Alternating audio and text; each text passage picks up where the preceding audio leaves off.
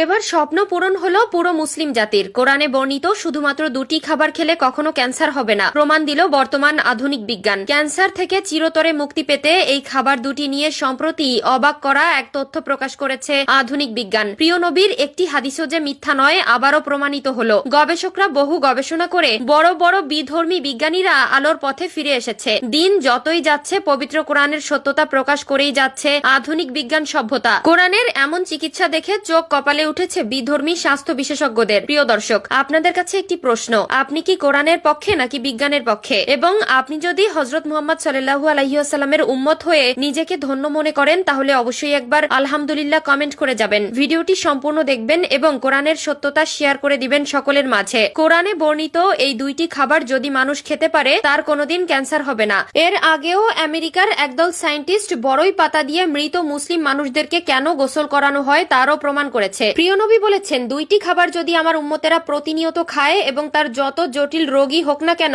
সেখান থেকে আল্লাহ তাআলা তাকে হেফাজত করবেন। বিশ্ব নবীর হাদিস সুনানে ইবনে মাজাহা 3448 নম্বর হাদিসে বলা হয়েছে, কোন ব্যক্তি যদি প্রতিনিয়ত কালো জিরা খায় ক্যান্সার তো দূরের কথা, মৃত্যু ছাড়া সকল রোগের উপকার হবে। যে ব্যক্তির খাদ্য তালিকায় কালো জিরা থাকবে তার শরীরের সকল ধরনের জটিল রোগ, কঠিন রোগের সেলগুলো ধ্বংস হয়ে যাবে। শুধু তাই নয়, হাদিসের এই কথাগুলোর সাথে আধুনিক বিজ্ঞান সত্যতার প্রমাণ উল্লেখ করেছে। আধুনিক বিজ্ঞানীরা বলেছেন, একজন মানুষ প্রতিদিন কালো জিরা খেলে তার শরীরে রক্ত ক্ষমতা বৃদ্ধি করবে এবং জীবাণু সৃষ্টিকারী কোষগুলো ধ্বংস হয়ে যাবে। 2 নম্বর খাবারটি হলো মধু। এই মধু সম্পর্কে শুনলে আপনারা আশ্চর্য হয়ে যাবেন। 1 কেজি মধু তৈরি করতে 20 লক্ষ ফুলে একটি মৌমাছি ভ্রমণ করে। সুবহানাল্লাহ। বিশেষজ্ঞরা মনে করেন মধু একটি প্রাকৃতিক ঔষধ। মৌমাছিদের অক্লান্ত পরিশ্রমে প্রাকৃতিক উপায়ে তৈরি হয়। এই মধু শরীরের সামগ্রিক শক্তি ও তারুণ্য বাড়ায়। মধুর গুরুত্বপূর্ণ উপকরণ ক্যালসিয়াম দাঁত, হাড় ও চুলের গোড়া শক্ত করে, নখের উজ্জ্বলতা বৃদ্ধি করে। এর ভিটামিন বি কমপ্লেক্স রক্তশূন্যতা ও কোষ্ঠকাঠিন্য দূর করে।